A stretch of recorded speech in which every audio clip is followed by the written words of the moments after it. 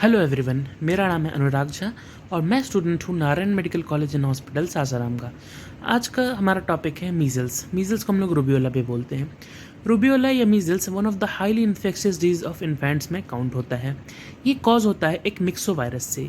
इसका कैरेक्टरिस्टिक है कि इसमें फीवर होगा और catarrhal symptoms of upper respiratory tract जैसे कोराइजा, कफ, और इसको फॉलो करता है एक टिपिकल रैश। इसमें कोई भी एनिमल रिजर्वर नहीं होता है, ये सिर्फ ह्यूमंस में होता है। आज के दिन मीज़ल्स बहुत ही बड़ी परेशानी बन के उभर रही है, ना ही पूरे इंडिया में बल्कि पूरे वर्ल्ड में। इसके बहुत सारे कारण हैं। मेन तो कारण ये है कि हम लोग एटलीस्ट वन जो डोज है मीज़ल्स वैक्सीन का वो भी सारे इन्फेंट को नहीं दे पा रहे हैं, क्योंकि बहुत सारे चैलेंजेस आ रहे हैं हमारे सामने। क्या क्या चैलेंजेस आ रहे हैं कि हमारा इम्यूनाइजेशन सिस्टम बहुत वीक है, मीज़ल्स का जो हाईली इन्फेक्शियस नेचर है वो, बहुत सारे पॉपुलेशन इनएक्सेसिबल हैं, और अगर कुछ एक्सेसिबल हैं भी फिर भी वो रिफ्यूज़ कर देते हैं इम्यूनाइज़ कराने के लिए अपने बच्चों को। मीज़ल्स की एपिडेमियोलॉजी बहुत जल्दी जल्दी चेंज हो रही है, तो नए नए स्ट्रेन्स आ रहे हैं, नए नए डिजीज़ एपिडेमिक्स आ रही हैं। इसमें क्या होता है कि हम लोग कुछ कैचअप मीज़ल्स वैक्सीन भी नहीं दे पा रहे हैं। कैचअप मीज़ल्स वैक्सीन वो वैक्सीन होती हैं जो कि हम लोग टाइम पर नहीं दे पाए, पर कुछ महीने बाद हम लोग दे सकते हैं।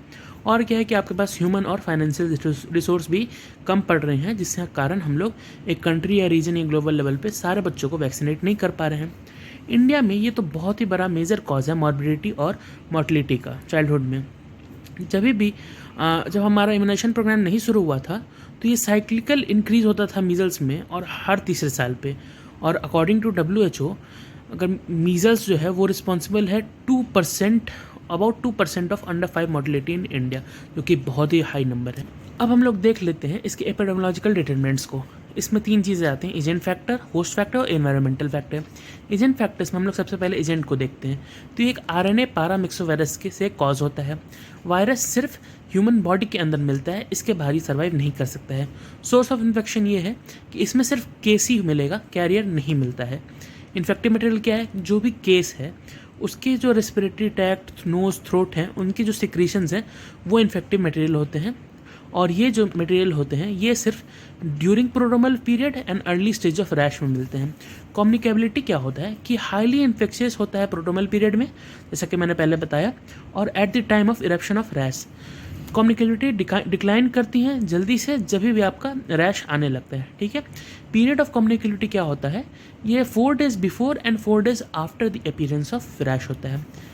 मीज़ल्स का सेकेंडरी अटैक रेट क्या है कि इसमें एक ही antigenic type of measles virus है, इसलिए अगर एक बार इन्फेक्शन हो गया तो आपको लाइफ लॉन्ग इम्यूनिटी मिल जाएगी।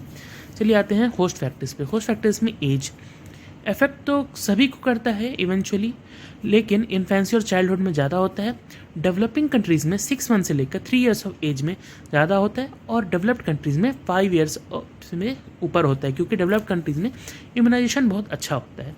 सेक्स इक्वल इंसिडेंस है, मतलब मेल फीमेल दोनों में इक्वली होगा। इम्यूनिटी, कोई भी एज इम्यून नहीं है अगर पहले इन्फेक्शन नहीं हुआ, और एक बार इन्फेक्शन हो चुका है तो सेकेंडरी अटैक रेट होने के कारण आपको लाइफ लॉन्ग इम्यूनिटी मिल जाएगी। न्यूट्रिशन, देखिए न्यूट्रिशन और मीज़ल्स का एक विशेष साइकिल चलता है। मतलब अगर आपको मीज़ल्स हो गया है तो आपको माल न्यूरिश्ड कर देगा वो, और अगर आप पहले से माल न्यूरिशमेंट के शिकार हैं तो आपको मीज़ल्स होना बहुत ही आसान है। तो ये एक विशेष साइकिल चलता है। इसके इन्वायरमेंटल फैक्टर्स की बात करें तो मीज़ल्स एक विंटर डिजीज़ है। विंटर सीजन में ज़्यादा होता है, क्योंकि विंटर के दिन पीपल बहुत ज़्यादा क्राउडेड हो जाते हैं इंडोर्स में। पॉपुलेशन डेंसिटी अगर बढ़ी हुई, मूवमेंट भी इसको अफेक्ट करता है। इन जनरल अगर आप गरीब परिवार से आते हैं, मतलब सोशियो इकोनॉमिक कंडीशन आपकी कम है, लोअर है, तो आपको ज़्यादा हो सकता है, मीज़ल्स का खतरा ज़्यादा हो सकता है। ट्रांसमिशन की बात करें तो ये डायरेक्टली होता है from person to person, mainly by droplet infection and droplet nuclei from 4 days before the onset of rash until 4 days thereafter. ये जो पीरियड ऑफ कम्युनिकेबिलिटी है उसके बीच में आपको ड्रॉपलेट इन्फेक्शन और ड्रॉपलेट न्यूक्लाई से होगा। इंक्यूबेशन पीरियड की बात करें, it is commonly 10 days from exposure to onset of fever and 14 days to appearance of rash. ठीक है। अब हम लोग बात करते हैं क्लिनिकल फीचर्स। इसमें 3 स्टेज होती हैं। पहले प्रोड्रोमल स्टेज। प्रोड्रोमल स्टेज में होता क्या है कि जब भी आपको इन्फेक्शन हुआ उसके 10 दिन से लेकर उसके 14 दिन तक, मतलब 10 से 14 दिन के बीच में ये प्रोड्रोमल स्टेज चलता है। इसमें क्या क्या कैरेक्टरिस्टिक्स होगा? आपको फीवर होगा, कोराइजा होगा, स्नीजिंग एंड नेजल डिस्चार्ज होगा, कफ होगा, रेडनेस ऑफ आइज होगा, लेक्रामेशन होगा, और कभी कभी फोटोफोबिया हो सकता है। वॉमिटिंग और डायरिया हो भी सकता है, नहीं भी हो सकता है। अब इसका एक पैथोगोनोमिक फीचर देखते हैं जिसको हम लोग कॉप्लिक स्पॉट बोलते हैं।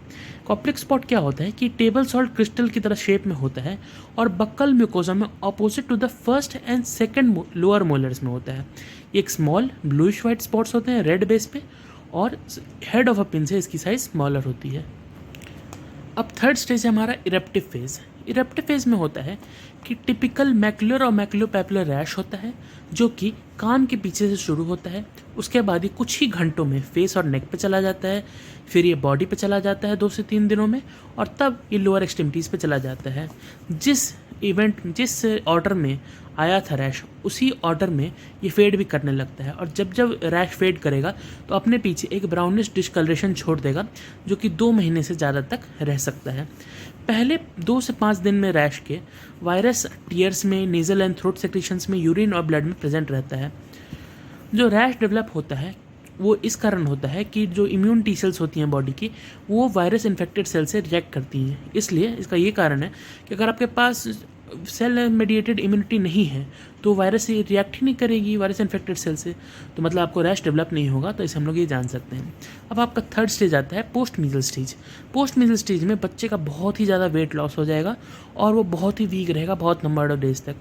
अगर आप फेलियर टू रिकवर हुआ तो उसका और भी डिटोरिएट होगा क्रोनिक इलनेस में, क्योंकि बहुत सारे secondary infection, bacterial viral infection इसको अटैक कर देंगे। जैसे कि मेन जो है वो आपका बच्चे का ग्रोथ रिटार्डेशन हो सकता है, डायरिया हो सकता है, कैंक्रमोरस, पायोजेनिक इन्फेक्शन, कैंडिडियोसिस एटसेट्रा। अब आते हैं मीजल्स के कॉम्प्लिकेशन में। मीजल्स के कॉम्प्लिकेशन उन्हीं लोग को होंगे जो कि बहुत ही ज़्यादा माल नरिश्ड हो चुके हैं, या जिनको स्पेशली विटामिन ए की डिफिशिएंसी है, या फिर जो कि इम्यूनोलॉजिकल डिसऑर्डर जैसे एड्स से सफ़र कर रहे हैं। और मेनली ये children age less than 5 years में अटैक होगा। जो relatively common complications of measles हैं उसमें ओटाइटिस मीडिया, लैरिंगो ट्रैकियोब्रोंकाइटिस जिसको क्रूप भी बोलते हैं, डायरिया और निमोनिया होता है।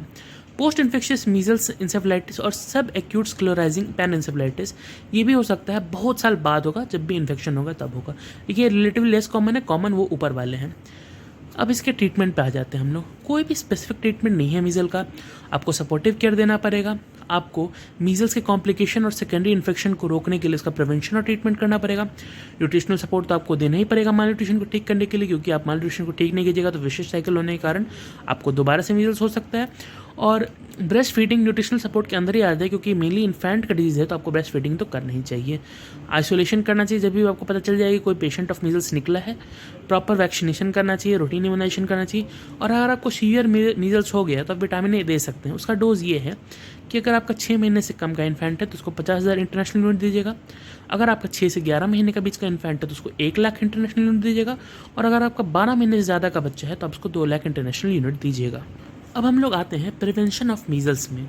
इसमें सबसे पहले हम लोग बात करते हैं मीजल्स वैक्सीनेशन में। इसका वैक्सीन आता है जो कि लाइव एटीन्यूटेड वैक्सीन होता है। इसको हम लोग इसलिए रिकमेंड करते हैं क्योंकि ये सेफ़ रहता है और इफ़ेक्टिव रहता है। ठीक है, वैक्सीन एक फ्रीज ड्राइड प्रोडक्ट रहता है, इसीलिए इसको सॉल्यूशन बनाने के लिए हम लोग स्टेराइल डाइल्यूएंट डालते हैं, तब इसका वॉल्यूम 0.5 ml हो जाता है। और हर 0.5 ml में 1000 वायरल इन्फेक्टिव यूनिट से ज़्यादा होती हैं। ठीक है, वायरस में सॉर्बिटॉल और हाइड्रोलाइज जिलेटिन भी स्टेबलाइजर की तरह यूज़ कर सकते हैं, और कुछ में न्यूमाइसिन भी देते हैं, और इनको कलर्ड ग्लास वाइल में दिया जाता है। अब एज क्या है जब वैक्सीन आप देंगे, तो एज यूजुअली 9 मंथ्स पे हम लोग देते हैं, पर अगर कोई आउटब्रेक हो गया 9 महीने से पहले तो आप 6 से 9 महीने के बीच में भी वैक्सीन दे सकते हैं।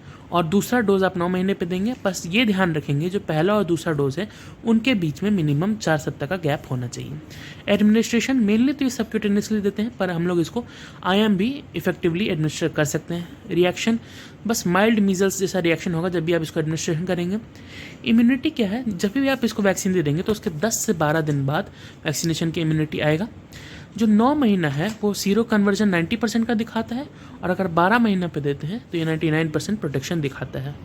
कॉन्टैक्ट्स, अगर कोई भी मीज़ल के पेशेंट के साथ कॉन्टैक्ट में आ जाता है तो उसके 3 दिन के अंदर में एक्सपोजर के उसको दे देना चाहिए वैक्सीन। ठीक है, कॉन्ट्राइंडिकेशन ये है कि वैक्सीन तब नहीं देना चाहिए जब उसको या तो हाई फीवर हो या other science of serious disease हो। वैक्सीन प्रेग्नेंट वुमेन को भी नहीं देते हैं, पर अर्ली स्टेज ऑफ HIV को दे सकते हैं, वो एक कॉन्ट्राइंडिकेशन नहीं है। एडवर्स इफेक्ट इसका टॉक्सिक शॉक सिंड्रोम है। कंबाइंड वैक्सीन भी आजकल आ रही है जिसमें MMR MMR भी है। MMR मतलब मीजल्स मम्स रूबेला और वेरिसेला कंबाइंड वैक्सीन। इम्यूनोग्लोबिन क्या है, ये इंक्यूबेशन पीरियड के दौरान दिया जाता है। इसका डोज है 0.25 ml पर केजी ऑफ बॉडी वेट और ये 3-4 डे ऑफ एक्सपोजर के भीतर दे देना चाहिए। इरेडिकेशन ऑफ मीजल बहुत ही आसान है, जस्ट लाइक स्मॉल पॉक्स है, क्योंकि इसमें 2 ही डोज दिया जाता है। अगर आपका आउटब्रेक हो गया तो आप उसको कैसे कंट्रोल करेंगे? तो आउटब्रेक कंट्रोल करने के लिए जो भी आइसोलेट कॉन्टैक्ट्स हैं, जो भी पेशेंट हैं आपके, उनको आइसोलेट कीजिए 7 दिनों के लिए।